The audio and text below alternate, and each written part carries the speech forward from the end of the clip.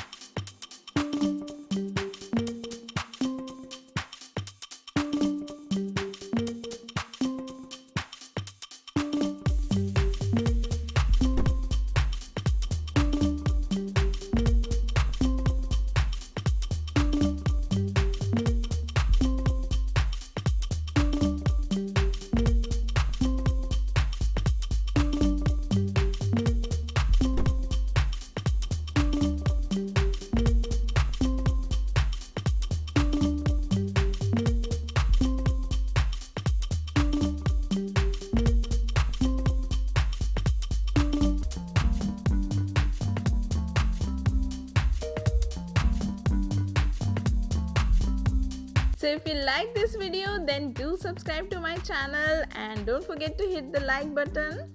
You can also share this video with your friends and relatives. Do follow me on Instagram and Facebook at @momIamHome. And if you want to watch similar content on modern parenting, kid-friendly food and kids activities, their links I put here and they are also in the description box below. So happy Rakshabandhan to you all. See you in the next video. Till then, take care. Bye-bye.